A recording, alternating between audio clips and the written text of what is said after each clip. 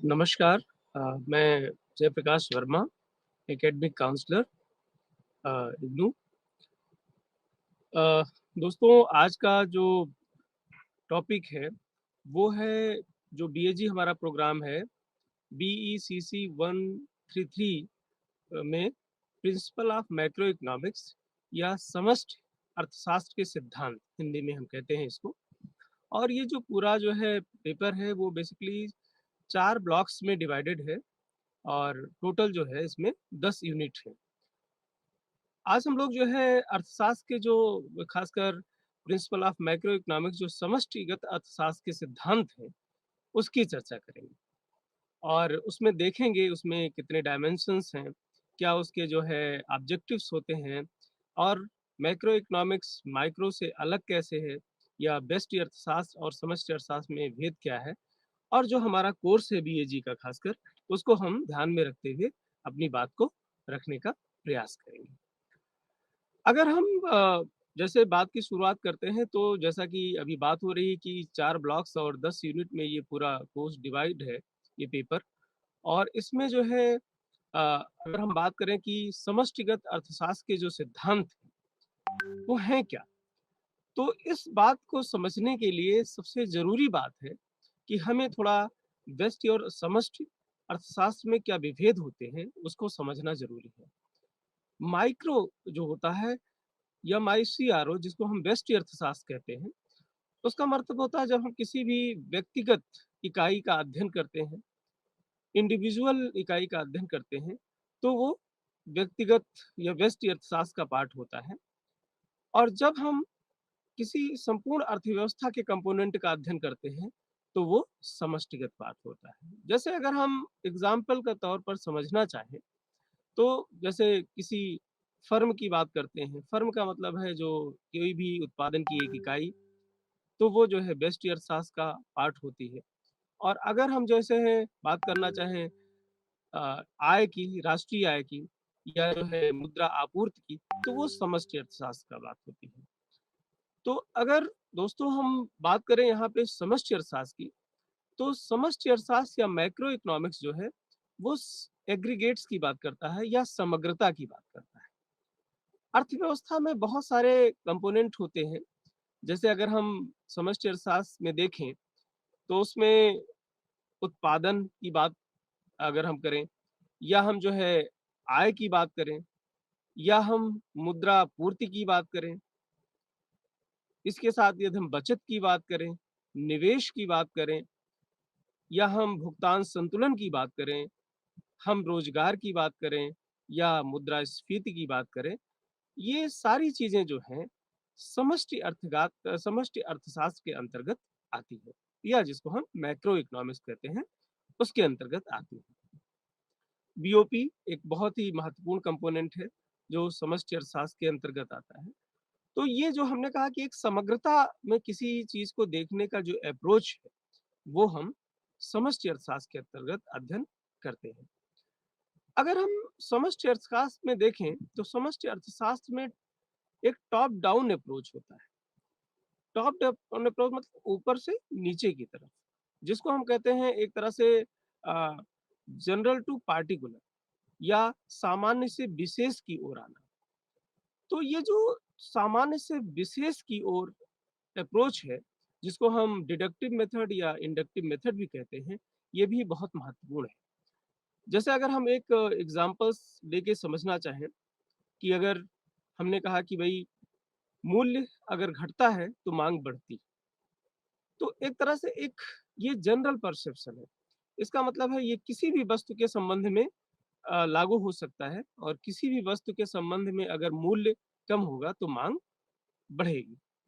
तो ये एक तरह से जो डिडक्टिव मेथड है, जिसको हम कहते हैं निगमन विधि या जिसको हम कहते हैं सामान्य से विशेष की ओर जाना, ये समष्टि अर्थशास्त्र का ही भाग है। समस्याओं को देखने का, समस्त अर्थशास्त्र के विभिन्न कंपोनेंट को देखने का एक तरीका जो है, ये बताता है। अब अगर हम हमारा जो बीएजी प्रोग्राम है, अगर इसमें जो ये सिलेबस है, इसकी तरफ हम आगे बढ़ें, तो हम देख सकते हैं कि भई हम समष्टि अर्थशास्त्र का अध्ययन क्यों करना ज़रूरी है या समष्टि अर्थशास्त्र हमारे लिए क्यों उपयोगी है? दोस्तों, जैसा हमने आपको बताया कि समष्टि अर्थशास्त्र पूरे समग्रता का अध्ययन करता है जिसमें बहुत सारे कंपोनेंट अर्थव्यवस्था के हैं। तो अगर हम देखें कि ज़रूरी क्या है कि जो विभिन्न या समग्र आर्थिक वेरिएबल्स हैं या एग्रीगेट इकोनॉमिक वेरिएबल्स कहते हैं या समष्टि आर्थिक चर जो हैं, उनके बीच में रिलेशनशिप या संबंधों को स्थापित करने के लिए हमें समष्टि अर्थशास्त्र की जानकारी होनी ज़रूरी है। अब वो संबंध क्या है? जैसे हम बात करें अगर कि बेरोज़गारी की, अगर हम बात करें बेरोज़गारी के साथ-साथ मुद्रास्फीति की, तो जैसे हमने कहा कि बेरोज़गारी और मुद्रास्फीति में क्या संबंध होता है? क्या ट्रेड ऑफ है? इसको अगर हमें समझना है, तो हमें मैक्रो इकोनॉमिक्स या समष्टि अर्थशास्त्र का जानकारी होना ज़रूरी है। इसी तरह से अगर आप देखें कि जो है मनी सप्लाई जिसको हम मुद्रा की आपूर्ति कहते हैं, मुद्रा की पूर्ति कहते हैं और अगर हम मनी सप्लाई के साथ-साथ जनरल प्राइस लेवल के बारे में बात करना चाहें या सामान्य मूल्य स्तर के बारे में बात करना चाहें, तो इन दोनों के भी बीच जो ट्रेड ऑफ है, उसको हमें समझने के लिए समष्टि अर्थशास्त्र की जो है आवश्यकता होती है या समष्टि अर्थशास्त्र की ज़रूरत महसूस होती है। तो समष्टि अर्थशास्त्र ना केवल एक पेपर के रूप में बल्कि हमें संपूर्ण अर्थव्यवस्था को समग्रता से समझने के लिए बहुत ज़रूरी है। तो जो पहली आवश्यक बात है कि हम समष्टि अर्थशास्त्र क्यों पढ़ते हैं, इसके सिद्धांतों को जानना हमें क्यों ज़रूरी है, वो है खासकर जो समग्र वेरिएबल है, समग्र आर्थिक चर हैं, उनको समझना। दूसरी जो चीज़ इम्पोर्टेंट है, जो हमें समग्र ता में देखने में समष्टि अर्थशास्त्र मदद करता है, मैक्रो इकोनॉमिक्स हेल्प करती है, वो इवैल्यूएशन की बात आती है। परफॉर्मेंस ऑफ इकोनॉमी या जो अर्थव्यवस्था का निष्पादन है, उसको उसका अगर हम मूल्यांकन करना चाहें, तो हमें जो है समष्टिगत चरों की आवश्यकता होती है। मैक्रो इकोनॉमिक वेरिएबल्स की ज़रूरत पड़ती है। अब जैसे अगर हम बात करें, इसको हम एक एग्ज़ाम्पल से समझ सकते हैं कि अगर हम अ, जो है अपने एक्सपोर्ट, इम्पोर्ट या आयात और निर्यात या बैलेंस ऑफ पेमेंट जिसको हम कहते हैं, भुगतान शेष की स्थिति को जानना चाहें, तो हमें आयात और निर्यात के आंकड़े चाहिए और उसी के हिसाब से फिर हम आगे स्ट्रेटजी या रणनीतियों को बदल सकते हैं। अर्थव्यवस्था में निवेश की क्या स्थिति है? अर्थव्यवस्था में रोजगार की क्या स्थिति है? अर्थव्यवस्था में मुद्रास्फीति की क्या स्थिति है? इन सभी बातों को जानने के लिए सॉरी, इनका मूल्यांकन करने के लिए हमें जो है समष्टि अर्थशास्त्र का जो अध्ययन है, वो बहुत ही ज़रूरी है और बिना इसके ज्ञान का हम जो है समष्टि अर्थव्यवस्था के जो विभिन्न चर हैं, उसका मूल्यांकन नहीं कर सकते। तीसरी जो बात है जिसमें समष्टि अर्थशास्त्र का अध्ययन बहुत महत्वपूर्ण है कि जब भी हम आर्थिक नीतियों को बनाते हैं, सरकार जब नीतियों को बनाती है, चाहे वो मॉनेटरी पॉलिसी का कंपोनेंट हो या फिस्कल पॉलिसी या जिसको हम मौद्रिक नीति है या राजकोषीय नीति की बात करते हैं, किसी भी कंपोनेंट को जब सरकार काम करती है इसमें, तब हमें मैक्रो इकोनॉमिक वेरिएबल्स या समष्टि आर्थिक चरों की आवश्यकता होती है। तो ये बातें बड़ी इम्पोर्टेंट है, हमें ये जानना बहुत ज़रूरी है कि व्यष्टि और समष्टि में अंतर क्या है और माइक्रो और मैक्रो दोनों की अपनी-अपनी क्या उपयोगिता है? व्यष्टि और समष्टि की क्या उपयोगिता है?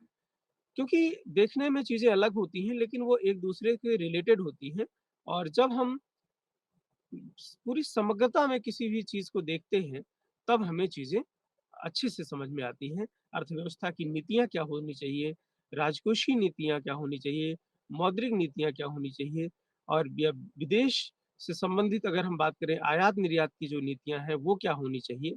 हमारी जो है विदेशी विनिमय एक्सचेंज रेट की जो नीतियाँ हैं, वो क्या होनी चाहिए। ये सारी चीज़ें जो हैं, हमें एक गाइडलाइन मिलती है, जब हम समष्टि अर्थशास्त्र का अध्ययन करते हैं।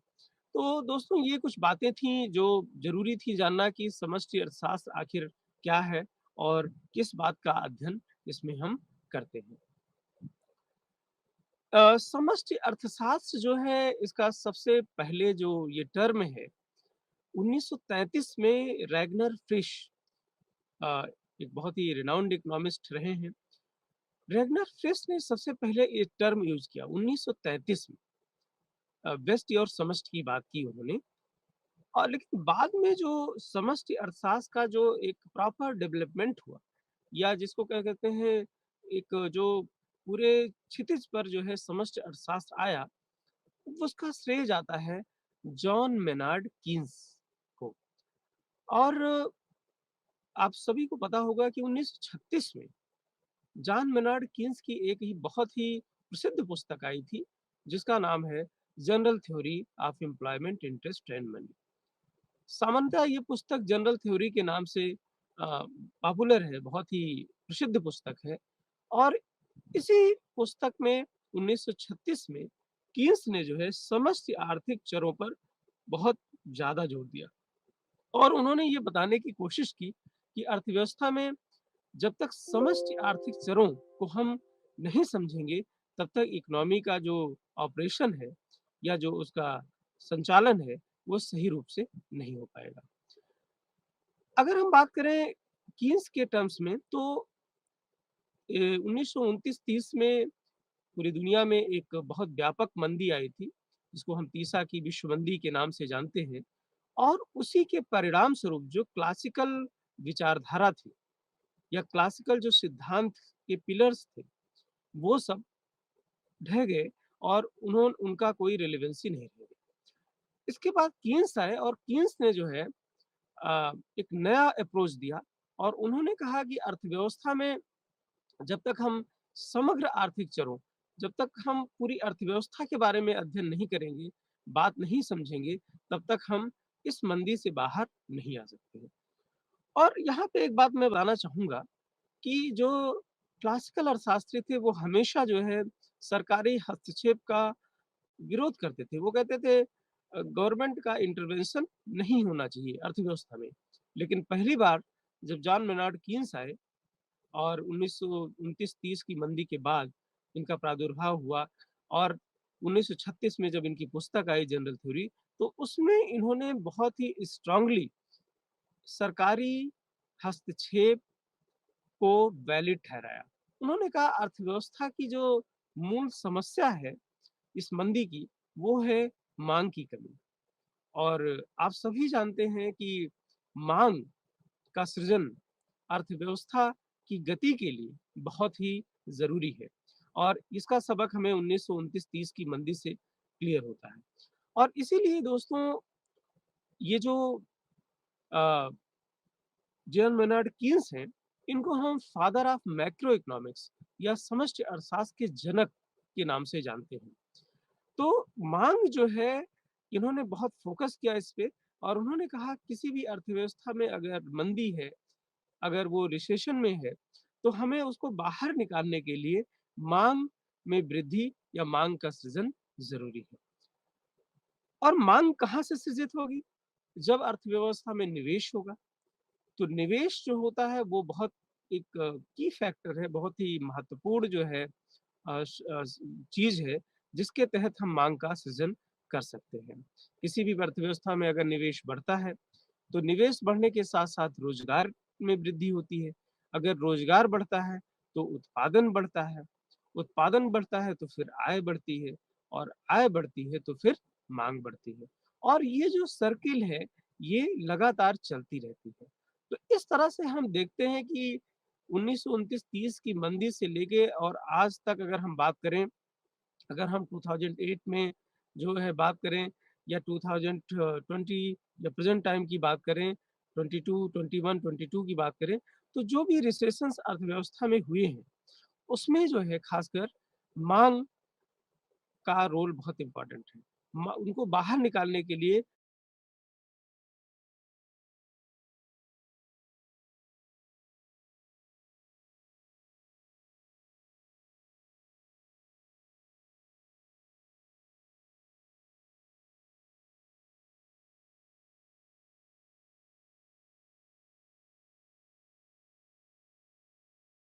नमस्कार सभी को एक बार पुनः। और कुछ टेक्निकल प्रॉब्लम की वजह से हम लोग डिस्कनेक्ट हो गए थे। खैर, तो हम बात कर रहे थे इसके पहले कि स्टॉक वेरिएबल्स या स्टॉक चर की और जो है प्रवाह चर। तो हमने कहा कि किसी भी चीज़ का जो मूल्यांकन या मेज़रमेंट जब पॉइंट ऑफ टाइम या समय बिंदु पर किया जाता है, तो वो स्टॉक वेरिएबल होता है। और जब किसी चीज़ का मेज़रमेंट जो है पीरियड ऑफ टाइम पे किया जाता है, तो वो फ्लो वेरिएबल होता है। जैसे कि हम लोग बात कर रहे थे कि स्टॉक वेरिएबल में जैसे हम बात करें कैपिटल स्टॉक की, मनी सप्लाई की, मुद्रा आपूर्ति की या श्रम शक्ति की या फिर हम विदेशी जो ऋण है उसकी बात करें, तो ये सब का मेज़रमेंट एक पॉइंट ऑफ टाइम पे किया जाता है। तो ये जो है स्टॉक वेरिएबल्स है। फ्लो वेरिएबल जिनका एक पीरियड ऑफ टाइम जैसे हमने कहा ग्रॉस नेशनल प्रोडक्ट या सकल राष्ट्रीय उत्पाद की बात करें या ग्रॉस डोमेस्टिक प्रोडक्ट या सकल घरेलू उत्पाद की बात करें या हम जो है व्यय की बात करें, बचत की बात करें, निवेश की बात करें, तो ये सारी चीज़ें जो हैं, वो प्रवाह चर में आती हैं। और इसी क्रम में जो है दूसरा जो इम्पोर्टेंट चीज़ है, वो है short run and long run जिसको हम अल्पकाल और दीर्घकाल कहते हैं। ये भी बहुत ही महत्वपूर्ण जो है कंपोनेंट है। जैसे कि अल्पकाल क्या है? अल्पकाल में कुछ कांस्टेंट काम करते हैं, कुछ बाधाएँ होती हैं।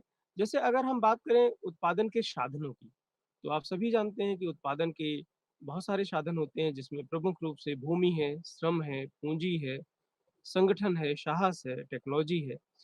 लेकिन अगर हम अल्पकाल की बात करते हैं, तो अल्पकाल में उत्पादन के कुछ ही साधन जो हैं, वो परिवर्तनशील होते हैं, बाकी साधन फिक्स होते हैं।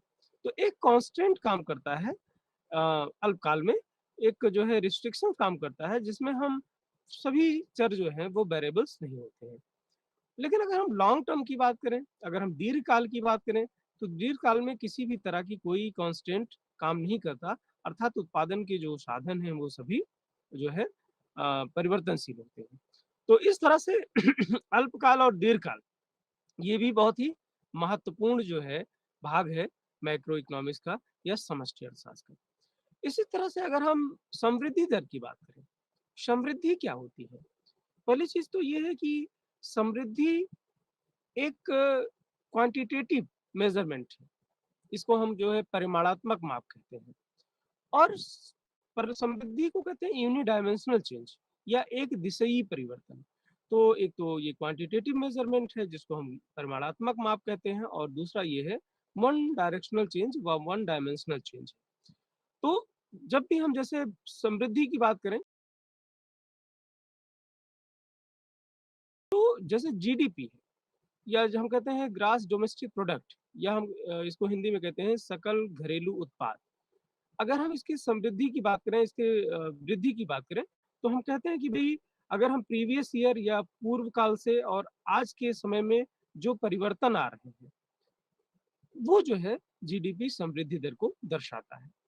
और अगर हम जीडीपी का या ग्रॉस डोमेस्टिक प्रोडक्ट जो है करंट ईयर की क्या है 2000 अगर हम 21-22 की बात करें या अगर हम 20-21 की बात करें प्रीवियस ईयर की, तो अगर करंट ईयर में से प्रीवियस ईयर को माइनस कर दें और होल को प्रीवियस ईयर से डिवाइड कर दें और मल्टीप्लाई बाय 100 कर दें, तो हमें जो है समृद्धि दर पता चल जाती है, rate of growth of GDP. तो अगर हम जीडीपी की ग्रोथ रेट को कैलकुलेट करना चाहते हैं, उसको जानना चाहते हैं, तो हमें जो है खासकर इसको निकालना पड़ता है। दूसरी जो बात आती है मैक्रो इकोनॉमिक्स में वो है प्रोडक्शन पॉसिबिलिटी कर्व जिसको हम कहते हैं पीपीसी।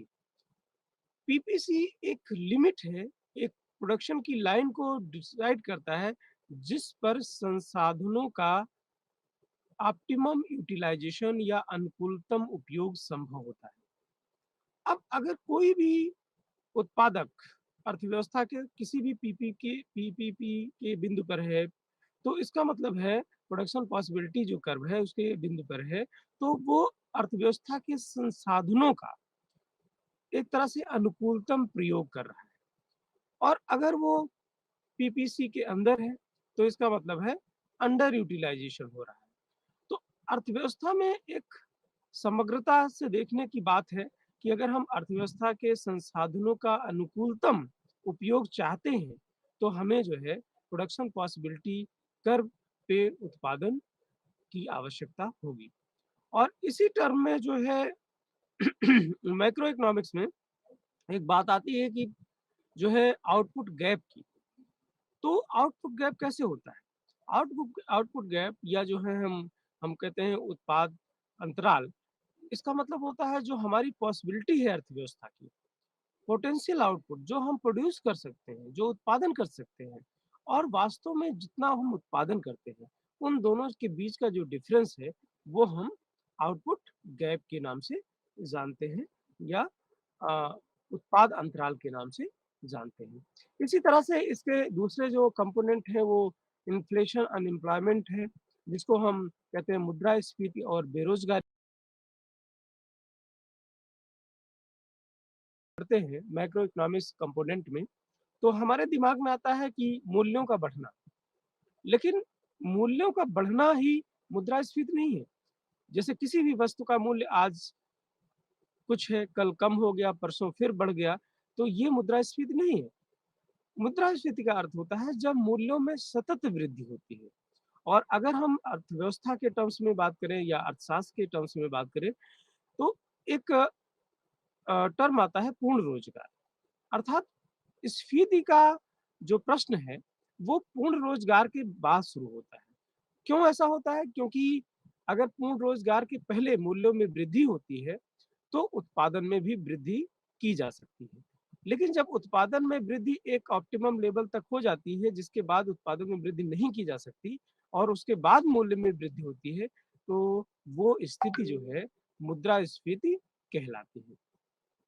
तो आप इस चीज़ को बहुत ध्यान रखना है कि हर तरह की वृद्धि मूल्य स्फीति नहीं है या मुद्रास्फीति नहीं है, इन्फ्लेशन नहीं है। जब सतत वृद्धि होगी, वही इन्फ्लेशन कहलाएगी। और बेरोज़गारी बेरोज़गारी में भी बहुत सारे विवाद हैं। अगर हम इकोनॉमिक्स टर्म्स में बात करें तो क्लासिकल और कीन्सियन, ये जो 2 विचारधारा थी, तो क्लासिकल जो अर्थशास्त्री थे वो कहते थे कि अर्थव्यवस्था में हमेशा पूर्ण रोज़गार होता है, अर्थात अर्थव्यवस्था में बेरोज़गारी नहीं होती है। अब पूर्ण रोज़गार, लेकिन बाद में कीन्स आए, उन्होंने कहा नहीं, अर्थव्यवस्था में अंडर एम्प्लॉयमेंट होता है, अर्थात अपूर्ण रोजगार है या इसको अभी अर्थव्यवस्था में पूरी तरह से रोजगार नहीं आ गया। तो इन दोनों टर्म को समझना बहुत ज़रूरी है। जब भी हम बात करते हैं पूर्ण रोजगार की, तो यहाँ पे जिसको हम ऐच्छिक बेरोजगारी कहते हैं और दूसरी होती है इनवॉलंटरी अनएम्प्लॉयमेंट, जिसको हम अनैच्छिक बेरोजगारी कहते हैं। तो जो क्लासिकल अर्थशास्त्री हैं वो कहते हैं कि अगर कोई भी व्यक्ति अपनी इच्छा से बेरोजगार रहना चाहता है, अर्थात काम मिल रहा है अर्थव्यवस्था में और दी हुई मजदूरी दर पर वो काम नहीं करना चाहता है, तो उसको हम बेरोजगारी की कैटेगरी में नहीं रखेंगे। वो क्या है? वॉलंटरी अनएम्प्लॉयड है, मतलब खुद अपनी इच्छा से बेरोजगार है, तो उसको हम बेरोजगार नहीं करेंगे। लेकिन कीन्स कहते हैं नहीं, ऐसा हमेशा नहीं होता है। अर्थव्यवस्था में बहुत सारे ऐसे लोग होते हैं जो कार्य करना चाहते हैं, लेकिन उनको कार्य नहीं मिल पाता है, तो उसको हम कहते हैं इनवॉलंटरी अनएम्प्लॉयमेंट। तो जब भी बेरोजगारी की बात आती है, तो वो इनवॉलंटरी अनएम्प्लॉयमेंट के संदर्भ में आती है या अनैच्छिक बेरोजगारी के संबंध में आती है। और जो क्लासिकल अर्थशास्त्री थे, वो हमेशा इस बात पर जोर देते थे कि अर्थव्यवस्था में अनैच्छिक बेरोजगारी नहीं होती है। अर्थात दिए हुए मजदूरी दर पर जो भी लोग कार्य करना चाहते हैं, उनको कार्य मिल जाता है। तो ये जो है इन्फ्लेशन और एम्प्लॉयमेंट में बहुत बड़ा रिलेशन है। इन्फ्लेशन अगर बढ़ेगा तो अनएम्प्लॉयमेंट कम होगा। तो इस तरह से एक ट्रेड ऑफ है, जिसमें हम लोग बात करेंगे। फिलिप्स कर्व इसके संबंध में बहुत ही महत्वपूर्ण जो है सिद्धांत है, जो इन्फ्लेशन, अनएम्प्लॉयमेंट या मुद्रास्फीति और बेरोजगारी के बीच को संबंध है, उसकी चर्चा करता है। इसी क्रम में जो दूसरी बात है वो है व्यापार चक्रों की, बिज़नेस साइकिल जिसको हम कहते हैं, ये भी बड़ा इम्पोर्टेंट कंपोनेंट है। व्यापार चक्र क्या होते हैं? व्यापार चक्र अर्थव्यवस्था में आर्थिक क्रियाओं में होने वाले फ्लक्चुएशंस है या उतार-चढ़ाव है। जैसे कि अगर हम बात करें कि हमारे बॉडी का जो मूवमेंट है, वो ये दिखाता है कि हम सही स्थिति में हैं। उसी तरह से अर्थव्यवस्था में जो फ्लक्चुएशंस हैं, अगर अर्थव्यवस्था में उतार-चढ़ाव है, तो इसका अर्थ है कि अर्थव्यवस्था सही डायरेक्शन में जा रही है। तो बिजनेस साइकिल या व्यापार चक्र के कुछ चरण होते हैं, जिसको हम डिटेल में बाद में बात करेंगे। अभी इसको जानना ज़रूरी है, क्योंकि ये समष्टि अर्थशास्त्र का बहुत ही महत्वपूर्ण जो है भाग है। जो पहला चरण होता है, जब भी किसी भी अर्थव्यवस्था में निवेश बढ़ता है, तो आर्थिक क्रियाओं में प्रसार होता है, जिसको हम कहते हैं एक्सपेंशन इन इकोनॉमिक एक्टिविटीज़। और वो प्रसार धीरे-धीरे उसका एक टॉप पॉइंट होता है, पीक पॉइंट होता है। वो पीक पॉइंट तक पहुँचता है और इसके बाद आर्थिक क्रियाओं में जो है गिरावट शुरू हो जाती है और उस गिरावट को जो है हम रिसेशन कहते हैं। और वो गिरावट अगर वो लगातार होती है, वो जो है अर्थव्यवस्था में संतुलन से नीचे आ जाती है, तो वो स्थिति जो है अवसाद या डिप्रेशन की स्थिति या मंदी की स्थिति कहलाती है। और इसके बाद अर्थव्यवस्था में जब हम जो है निवेश को बढ़ाते हैं, अर्थव्यवस्था में रोज़गार सृजन होता है और अर्थव्यवस्था में उत्पादन का स्तर बढ़ता है, तो फिर रिकवरी की प्रक्रिया स्टार्ट होती है। तो अर्थव्यवस्था में जो प्रसार है, ये जो शीर्ष बिंदु है, फिर जो रिसेशन है, जो मंदी है और इसके बाद जो पुनरुद्धार है, जिसको रिकवरी हम कहते हैं, ये जो चरण है आर्थिक क्रियाओं के, इसको हम जो है व्यापार चक्र के नाम।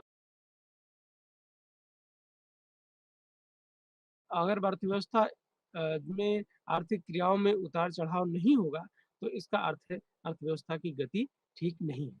आर्थिक क्रियाएँ हमें बताती हैं कि हमारी मैक्रो इकोनॉमिक जो पॉलिसी है या समष्टि आर्थिक नीतियाँ हैं, वो किस डायरेक्शन में होनी चाहिए। तो दोस्तों ये बातें थी कुछ जो है मैक्रो इकोनॉमिक्स वेरिएबल्स हैं, जिनका ज्ञान हमें बहुत ज़रूरी है। अगर हम इन बातों को ध्यान में रखेंगे, तो आगे जो पॉलिसी इश्यूज़ हैं, उस पे जब हम डिस्कशन करेंगे, तो चीज़ें आसानी से समझ में आएँगी। अब जो अगली बात है, जो हमारा सिलेबस है, वो बात है नेशनल इनकम अकाउंटिंग की या राष्ट्रीय आय के गणना की बात होती है। तो सबसे पहले राष्ट्रीय आय की जब हम बात करते हैं, तो इसमें बहुत ही महत्वपूर्ण कंपोनेंट हैं। राष्ट्रीय आय है क्या? राष्ट्रीय आय से जुड़े बहुत सारे जो है कंपोनेंट हैं, उसके बारे में भी हमें जानकारी होना ज़रूरी है। तो मैं जो अपनी बात की शुरुआत करता हूँ इस टॉपिक पे, ग्रॉस डोमेस्टिक प्रोडक्ट से, जिसको हम शॉर्ट में जीडीपी कहते हैं, ग्रॉस डोमेस्टिक प्रोडक्ट। और इसको हिंदी में हम कहते हैं सकल घरेलू उत्पाद, सकल घरेलू उत्पाद। तो ये जो जीडीपी है क्या? दोस्तों ये जो जीडीपी है, ये कोई और सेवाएँ अर्थव्यवस्था में प्रोड्यूस की जाती हैं या उत्पादित की जाती हैं, उनका जो बाज़ार मूल्य है, वो जीडीपी कहलाता है। अब इसमें भी कुछ कंडीशन है जिसका ध्यान हमें रखना ज़रूरी है। ये जो वस्तुएँ और सेवाएँ होंगी, वो कैसी होंगी? वो फाइनल गुड्स एंड सर्विसेज़ होंगी, अंतिम वस्तुएँ और सेवाएँ होंगी, ना कि इंटरमीडिएट। अब आगे हम लोग इसकी बात करेंगे कि फाइनल गुड्स सर्विसेज़ क्या होती हैं और इंटरमीडिएट गुड्स सर्विसेज़ क्या होती हैं। तो जब भी हम जीडीपी की बात करते हैं, तो जीडीपी क्या है? एक बाज़ार मूल्य है। किसका? जो अंतिम वस्तुएँ और सेवाएँ हैं, जिनका उत्पादन एक अर्थव्यवस्था के बाउंड्री में होता है। और इसका जो समय होता है, वो होता है एक अकाउंटिंग ईयर। अकाउंटिंग ईयर आप सभी जानते हैं कि जो 1 अप्रैल से 31 मार्च होता है, अगर हम जो जिसको फाइनेंशियल ईयर के नाम से भी जानते हैं या जिसको हम जो है लेखांकन वर्ष के नाम से भी जानते हैं हिंदी में। तो एक लेखांकन वर्ष में एक अर्थव्यवस्था के द्वारा जितनी भी अंतिम वस्तुएँ और सेवाएँ उत्पादित की जाती हैं, उनका जो बाज़ार मूल्य है, वो हम जीडीपी या ग्रॉस डोमेस्टिक प्रोडक्ट के रूप में उसको हम जानते हैं। अब ये बात आती है कि अर्थव्यवस्था की जो डोमेस्टिक ट्रेजेक्टरी है या जो घरेलू क्षेत्र है, उस घरेलू क्षेत्र के अंदर चाहे वो इंडियन इन्वेस्टर्स हों, चाहे फॉरेन इन्वेस्टर्स हों, सबकी गुड्स एंड सर्विसेज को हम शामिल करते हैं जीडीपी में। इस चीज़ को हमें ध्यान रखना है। और इसी तरह से जब जीडीपी का जो कॉन्सेप्ट आता है, तो उसमें भी कई तरह के कॉन्सेप्ट आते हैं। जैसे अगर हम बात करें एक कॉन्सेप्ट डोमेस्टिक प्रोडक्ट। जैसे ग्रॉस था, इसी तरह से नेट है। नेट डोमेस्टिक प्रोडक्ट क्या होता है? जब भी हम ग्रॉस में से ह्रास या डिप्रिसिएशन को माइनस कर देते हैं। डिप्रिसिएशन को माइनस करने के बाद जो वैल्यू आती है, वो होती है एनडीपी, या इसको कहते हैं नेट डोमेस्टिक प्रोडक्ट। इसी तरह से आगे अगर हम बात करें तो इसमें जो है कुछ कंपोनेंट हैं जो बहुत ही महत्वपूर्ण है। वो है जैसे नॉमिनल और रियल जीडीपी। नॉमिनल जीडीपी क्या होती है, रियल जीडीपी क्या होती है, जिसको हम जो है वास्तविक जीडीपी कहते हैं, ठीक है? तो जब भी अगर हम इसका एक फार्मूला है जिससे हम इसको कैलकुलेट करते हैं, जो हमारी वास्तविक जीडीपी जो अर्थव्यवस्था में इन्फ्लेशनरी प्रेशर है या इन्फ्लेशनरी मेजरमेंट है, उसको निकालने का तरीका है, मतलब उसको हम हटा देते हैं। अब वो कैसे हटाएँगे कि जब जीडीपी जो हमारी करंट ईयर की है, अगर हम 2021-22 की बात करें, तो 21-22 में जो हमारी जीडीपी है, अगर हम उसको बेस ईयर इंडेक्स, जैसे आप सभी जानते हैं कि अर्थव्यवस्था का जो राष्ट्रीय आय का है, उसकी कैलकुलेशन का एक बेस ईयर होता है। जैसे वर्तमान में 2011-12 को जो है बेस ईयर के रूप में चयन किया गया है। तो इस तरह से अगर हम वास्तविक जीडीपी को कैलकुलेट करना चाहते हैं, तो जो हमारी वर्तमान समय की जीडीपी है, वर्तमान वर्ष की जीडीपी है, उसको हम मल्टीप्लाई कर देते हैं base year in current year index से। तो बेस ईयर इंडेक्स हमेशा जो है 100 होता है, और जो करंट ईयर इंडेक्स होगा उससे डिवाइड करने के बाद जो वैल्यू आएगी, वो हमारी रियल जीडीपी होती है। तो रियल जीडीपी इसलिए ज़रूरी होती है कि अर्थव्यवस्था में वास्तव में ग्रोथ हो रही है कि नहीं हो रही है। एक वास्तविक पिक्चर अर्थव्यवस्था की प्रस्तुत करती है।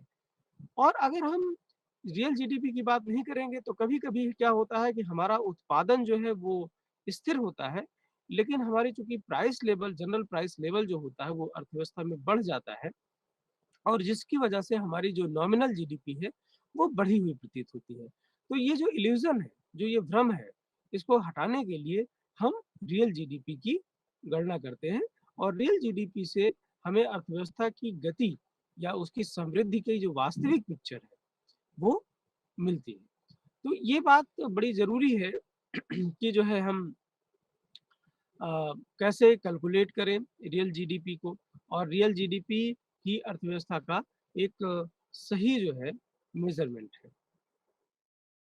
इसी तरह से अगर हम बात करें, ये तो बात है ग्रॉस डोमेस्टिक प्रोडक्ट की। ग्रॉस डोमेस्टिक प्रोडक्ट मतलब सकल घरेलू उत्पाद, जो एक देश की घरेलू सीमा के अंतर्गत वस्तुओं और सेवाओं का उत्पादन किया जाता है, उसकी बात हो गई।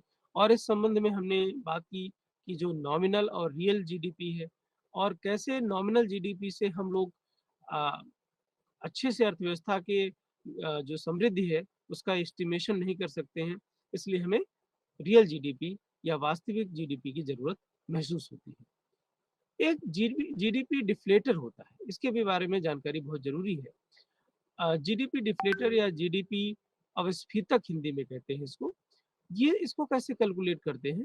अगर हम किसी भी अर्थव्यवस्था की जो नॉमिनल जीडीपी है, जो अभी हम लोग चर्चा कर रहे थे, नॉमिनल का मतलब है जो हमारी करंट ईयर की जीडीपी है, तो उसको अगर हम रियल जीडीपी, जो वास्तविक जीडीपी है, उससे हम डिवाइड कर देते हैं और 100 से मल्टीप्लाई कर देते हैं, तो एक जीडीपी डिफ्लेटर हमें मिल जाता है, जो अर्थव्यवस्था में जो है वास्तविक जीडीपी को कैलकुलेट करने में हेल्प करता है। तो ये तो बात हुई जीडीपी की या सकल घरेलू उत्पाद की। इसी क्रम में अगर आप बात देखें तो जीएनपी, ग्रॉस नेशनल प्रोडक्ट या सकल राष्ट्रीय उत्पाद, वो क्या होता है? उसके बारे में भी डिस्कशन करना ज़रूरी है, क्योंकि राष्ट्रीय आय में ये दोनों जो कॉन्सेप्ट है वो बहुत ही महत्वपूर्ण है।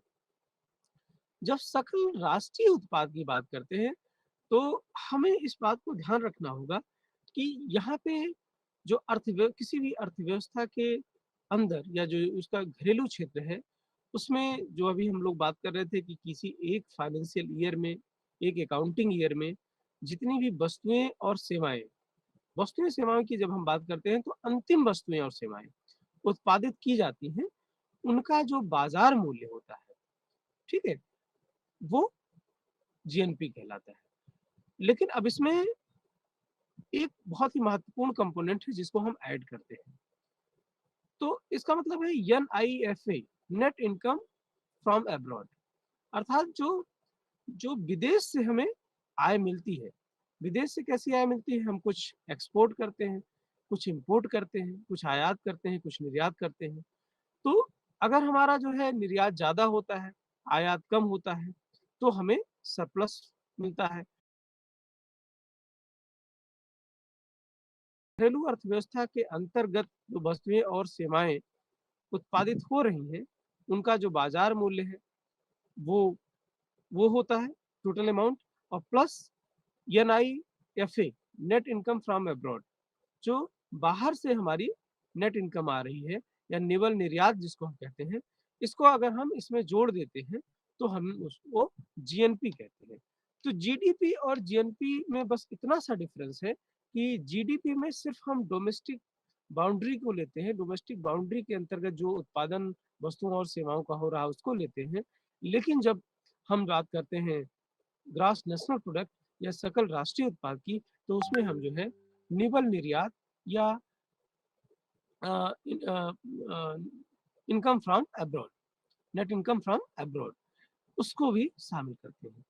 तो अगर हम बात करें कि भाई जीएनपी है क्या, तो जीएनपी कुछ नहीं है। जीडीपी में अगर हम नेट इनकम फ्रॉम अब्रॉड या जीडीपी प्लस निबल निर्यात अगर हम बात करें, इसको जोड़ देते हैं तो हमें जीएनपी मिल जाती है। अब इसमें बात आती है कि भई जीएनपी और जीडीपी क्या इक्वल हो सकते हैं? बिल्कुल हो सकते हैं, उसकी कंडीशंस हैं।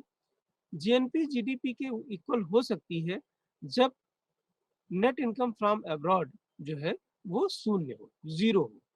वो कब ज़ीरो होगा? जब हमारा एक्सपोर्ट और इम्पोर्ट इक्वल होगा। If X will be equal to M, यदि हमारा आयात निर्यात के बराबर होगा, तो ऐसी स्थिति में जीएनपी जीडीपी में कोई डिफरेंस नहीं होगा। अर्थात एनआईएफए जिसको हम कहते हैं नेट इनकम फ्रॉम अब्रॉड, वो जो है शून्य है। और अगर नेट इनकम फ्रॉम अब्रॉड जो विदेशों से हमें आय मिल रही है, जिसको हम निवल निर्यात कहते हैं, वो अगर पॉजिटिव है, तो ऐसी स्थिति में जीएनपी जीडीपी से ज़्यादा होगा। और अगर नेट इनकम फ्रॉम अब्रॉड या निवल निर्यात जो है वो निगेटिव होता है, तो जीएनपी जो है जीडीपी से कम हो सकती है। तो ये सारी संभावनाएं हैं, जीएनपी जीडीपी के इक्वल भी हो सकती है, जी सकती है। तो ये हमें कुछ बेसिक कॉन्सेप्ट हैं जिसको समझना ज़रूरी है, और उसमें क्या संभावनाएं होती हैं उसको भी हमें जानना ज़रूरी है। अब जो दूसरी बात है कि जो जीएनपी है, सकल राष्ट्रीय उत्पाद, इसका मापन कैसे किया जाता है? इसको हम कैसे मेज़र कर सकते हैं? तो इसके मापन के लिए 3 विधियाँ हैं। जो पहली विधि है उसको हम कहते हैं इनकम मेथड, जो आय विधि कहते हैं हिंदी में। दूसरी जो विधि है उसको कहते हैं व्यय विधि, एक्सपेंडिचर मेथड। और जो तीसरी विधि है उसको हम कहते हैं प्रोडक्ट मेथड, जिसको हम कहते हैं वैल्यू एडेड मेथड के नाम से भी जाना जाता है, या हम इसको उत्पाद विधि या मूल्य वर्धित विधि के नाम से भी जानते हैं। तो दोस्तों जीएनपी का जो मापन है वो इन 3 विधियों के द्वारा हम करते हैं, और इन 3 विधियों के अलग-अलग पैरामीटर्स हैं, कैसे उनको देखते हैं, तो वन बाय वन हम लोग जो है इसके बारे में विचार करते हैं। तो पहली जो बात है वो ये है कि जो आय विधि है, आय है क्या? अर्थव्यवस्था में जो उत्पादन के साधन हैं, अभी उत्पादन के जो विभिन्न साधन हैं उनकी चर्चा हम लोग कर रहे थे। तो उत्पादन के साधनों में जैसे अगर हम बात करें भूमि की, लैंड की, तो लैंड को हम क्या देते हैं? रेंट देते हैं, हम उनको लगान देते हैं। इसी तरह से लेबर जो हमारा उत्पादन का साधन है, उसको हम वेजेस एंड सैलरीज भी के रूप में भुगतान करते हैं। इसी तरह से जो कैपिटल है उत्पादन का महत्वपूर्ण साधन, उसको हम ब्याज देते हैं, इंटरेस्ट देते हैं। और इसी तरह से प्रॉफिट भी जो है जो एंटरप्रेन्योर का पार्ट है, वो हम एंटरप्रेन्योर को देते हैं।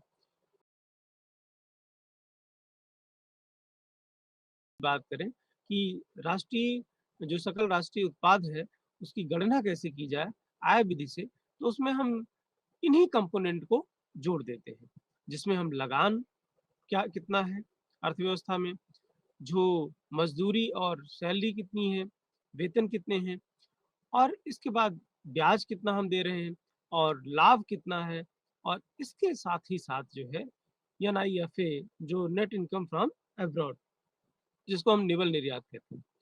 तो अगर किसी भी अर्थव्यवस्था में इन कंपोनेंट को हम जोड़ देते हैं, तो हम कहते हैं कि ये इनकम मेथड है जीएनपी के कैलकुलेशन का। तो जीएनपी का कैलकुलेशन हमें मिल जाता है कि वास्तव में जीएनपी कितनी है। हम उसमें लगान को, ब्याज को, मज़दूरी को, वेतन को, लाभ को और निवल निर्यात। तो ये चीज़ें हमें दर्शाती हैं कि आय विधि से हम जीएनपी को कैसे कैलकुलेट कर सकते हैं। इसी तरह से दूसरी जो विधि है जीएनपी के कैलकुलेशन की, वो है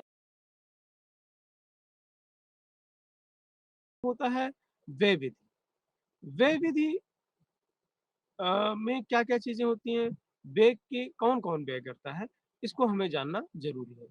एक तो कंजम्पशन होता है, जो कंज्यूमर एक्सपेंडिचर होता है, हम जैसे लोग जो व्यय करते हैं, वो एक तरह से कंजम्पशन एक्सपेंडिचर है। तो व्यय विधि में सबसे जो इम्पोर्टेंट बात है कि जो कंजम्पशन है, वो भी उपभोग जिसको हम हिंदी में कहते हैं, जिसको हम सी से डिनोट करते हैं, वो हमारा एक कंपोनेंट है। इसी तरह से निवेश, प्राइवेट इन्वेस्टमेंट जो है खासकर जो है, वो भी व्यय का एक पार्ट है। कहीं भी अगर हम निवेश करते हैं, तो इसका मतलब है अर्थव्यवस्था में कहीं न कहीं पैसा खर्च हो रहा है। तो जिसको हम आई से डिनोट करते हैं, ठीक है? और तीसरी जो इसमें इम्पोर्टेंट बात है, वो है गवर्नमेंट एक्सपेंडिचर।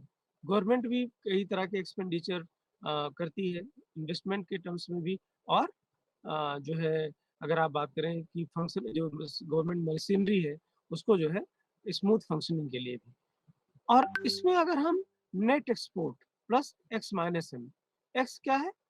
एक्सपोर्ट जिसको हम निर्यात कहते हैं और निर्यात की जो वैल्यू है उसमें से अगर हम आयात की वैल्यू को माइनस कर देते हैं, तो उसको हम निवल निर्यात कहते हैं। तो अगर हम उपभोग को हम जो खर्च करते हैं कहाँ-कहाँ? उपभोग पे खर्च करते हैं, निवेश पे करते हैं और इसके बाद सरकारी खर्च होता है, जिसको हम गवर्नमेंट एक्सपेंडिचर कहते हैं और प्लस नेट एक्सपोर्ट जो निवल निर्यात होता है। अगर इनको हम आपस में जोड़ देते हैं, तो हमें सकल राष्ट्रीय उत्पाद की जो वैल्यू है, उसकी गणना है, वो मालूम हो जाती है और ये विधि कहलाती है एक्सपेंडिचर मेथड। तो ये बड़ा इंटरेस्टिंग है अगर आप इस चीज़ को ध्यान से देखें, तो इनकम और एक्सपेंडिचर एक पॉइंट ऑफ व्यू से जो इनकम है, दूसरे पॉइंट ऑफ व्यू से वही एक्सपेंडिचर है।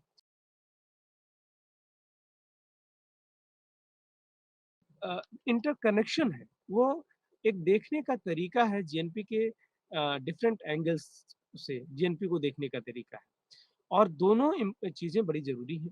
जैसे कि हम लोग बात करते हैं कि व्यय भी बहुत ज़रूरी है और आय भी बहुत ज़रूरी है। अगर आय को हम व्यय नहीं करेंगे तो अर्थव्यवस्था में माँग की कमी आ जाएगी। अभी जैसे कि कोविड के ड्यूरेशन में भी ये चीज़ें आई कि अर्थव्यवस्था रिसेशन की तरफ बढ़ी और अर्थव्यवस्था में ग्रोथ रेट काफ़ी कम हो गई। तो उसका रीज़न ये था कि माँग में कमी, लोगों की इनकम बंद हो गई और इनकम बंद होने से क्या होगा कि अर्थव्यवस्था में डिमांड की कमी और डिमांड की कमी कहीं न कहीं फिर निवेश और उत्पादन में कमी लाती है। तो ज़्यादा से ज़्यादा लोगों के हाथ में लिक्विड मनी एक तरह से कैश ट्रांसफर जो है, वो अर्थव्यवस्था में खासकर माँग का सृजन करता है। तो आय और व्यय ये जीएनपी को देखने के 2 नज़रिए हैं। कहने का मतलब है आय मेथड और व्यय मेथड। ये जो तीसरा मेथड होता है राष्ट्रीय जीएनपी के मेज़रमेंट का, वो है प्रोडक्ट मेथड जिसको हम कहते हैं वैल्यू एडेड मेथड। अब वैल्यू एडेड मेथड क्या होता है? वैल्यू एडेड का मतलब होता है कि कुछ प्रोडक्ट ऐसे होते हैं जो एक इंडस्ट्री से दूसरी इंडस्ट्री में जाते हैं, एक व्यक्ति से दूसरे व्यक्ति तक जाते हैं और दूसरा व्यक्ति जो है किसी थर्ड व्यक्ति को ज़्यादा वैल्यू पे उसको बेचता है। तो जो उसको कहते हैं इंटरमीडिएट जो है गुड्स, कुछ गुड्स होती हैं जैसे मान लीजिए अगर हम आटे की बात करें, तो आटे को हम डायरेक्ट रोटी बनाने में भी यूज़ कर सकते हैं, ठीक है? आटे को हम ब्रेड भी बना सकते हैं, ब्रेड से कुछ और चीज़ बना सकते हैं। तो अगर आटे का डायरेक्ट कंज़म्पशन हो रहा है, तो वो जो है फाइनल गुड्स है। लेकिन अगर वो ब्रेड बना के ब्रेड से कुछ और चीज़ें बन रही हैं, तो वो एक तरह से इंटरमीडिएट गुड्स के रूप में यूज़ हो रहा है। तो खासकर वैल्यू एडिशन में हर स्टेज पे जितना वैल्यू ऐड होती है, ए से बी में एडिशन को अगर हम जोड़ देते हैं तो जो है वो वैल्यू एडेड मेथड कहलाता है और जो वैल्यू एडेड होगा वही जीएनपी होगी। और आपको दोस्तों याद होगा कि जो वैल्यू एडेड टैक्स भारत में इंट्रोड्यूस किया गया था कि वैट जिसके नाम के नाम से जो हम जानते हैं जिसको, वो भी इसी मेथड पे ही बेस्ड है, जो वैल्यू एडेड टैक्स है। तो वैल्यू एडिशन जो है हर स्टेज पे कितना होता है अगर हम उसको जोड़ दें तो हम जीएनपी की गणना कर सकते हैं वैल्यू एडेड मेथड से, या जिसको हम प्रोडक्ट मेथड कहते हैं। तो इस तरह से जीएनपी की गणना के ये 3 मेथड हैं और तीनों बहुत ही महत्वपूर्ण हैं और कुछ देशों में ये जो है मिक्स्ड मेथड के रूप में भी जीएनपी की गणना में ये यूज़ किए जाते हैं। अब इसके बाद कुछ महत्वपूर्ण जो है कॉन्सेप्ट है जिसको मुझे लगता है कि आपको जानना ज़रूरी है। जैसे बात होती है सकल राष्ट्रीय उत्पाद बाज़ार मूल्य पर। अब सकल राष्ट्रीय उत्पाद बाज़ार मूल्य पर या फैक्टर कॉस्ट पर या साधन लागत पर ये क्या होता है, इसको हमें जानना ज़रूरी है।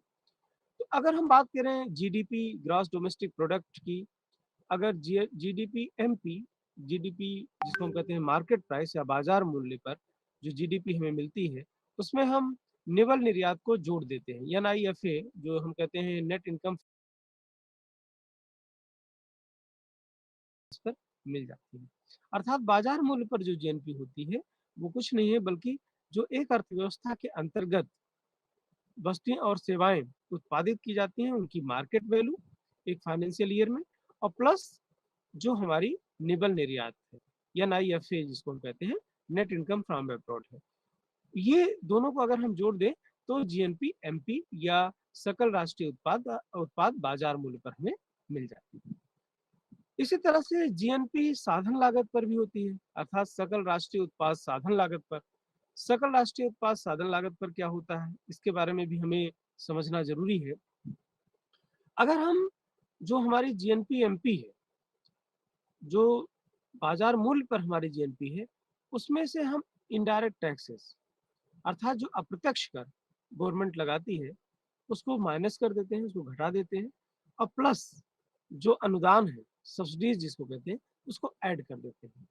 तो अगर हम जीएनपी एमपी में से मार्केट प्राइस में से अप्रत्यक्ष कर को माइनस कर दें, घटा दें और सब्सिडीज जो हमारे अनुदान है उसको हम जोड़ दें, तो हमें जीएनपी जो है साधन लागत पर प्राप्त हो जाती है। तो ये मार्केट प्राइस साधन लागत इसमें जो है कैसे हम कैलकुलेट करते हैं, इस तरह से आप देख सकते हैं।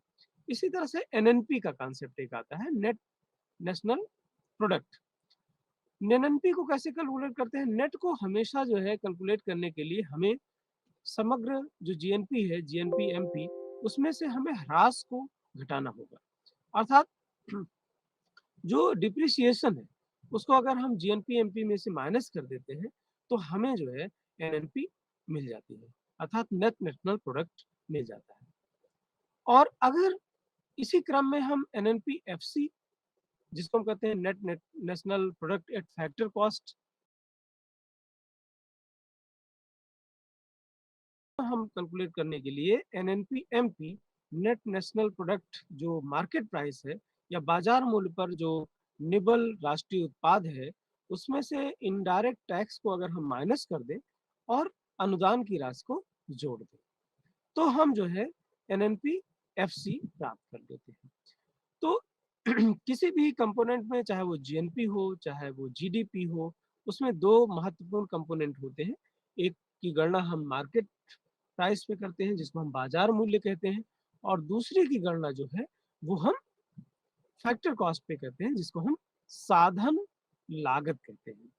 क्योंकि कोई भी उत्पाद जब बाज़ार में आता है और बाज़ार में आता है तो 2 चीज़ें होती हैं, गवर्नमेंट इंटरवेंशन होता है और गवर्नमेंट 2 काम करती है, एक तो टैक्स लगाती है और दूसरा अनुदान देती है।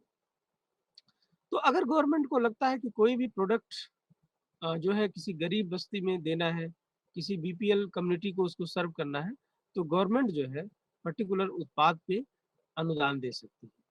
या गवर्नमेंट कहती है कि अगर उस उत्पाद की लागत ज़्यादा आ रही है और गवर्नमेंट कहती है उस लागत से कम रेट पर आप उत्पाद की सप्लाई करिए और जो घाटा होगा उसकी भरपाई हम कर देंगे, तो दैट इज़ सब्सिडी, वो अनुदान होता है। तो जब भी हम जीएनपी एमपी या जीडीपीएमपी और जीडीपीएफसी या जीएनपीएफसी की बात करते हैं, तो उसमें जो डिफरेंस आता है, वो इसी में आता है कि हम टैक्स और अनुदानों की राशि उसमें डिफरेंस लाती है। तो ये कुछ बेसिक कॉन्सेप्ट हैं जो है राष्ट्रीय आय से संबंधित। तो ये आप लोग देखिएगा इसको और आगे जब हम लोग मिलेंगे, तो हम लोग चर्चा करेंगे अभी कुछ प्राइवेट इनकम क्या होती है, पर्सनल इनकम क्या होती है और डिस्पोजेबल इनकम क्या होती है और इसके बाद राष्ट्रीय आय के निर्धारण के जो सिद्धांत हैं, उसमें क्लासिकल थ्योरी है इनकम डिटरमिनेशन की और इसके बाद कीन्सियन थ्योरी है। तो आपका जो सिलेबस है उसके अकॉर्डिंग हम लोग बढ़ेंगे और इस तरह से एक समग्रता में हम अपने इस सिलेबस को देखने की कोशिश करेंगे और डिस्कस करेंगे। बहुत-बहुत धन्यवाद और बहुत जल्दी ही हम लोग दोबारा मिलेंगे। बहुत-बहुत धन्यवाद।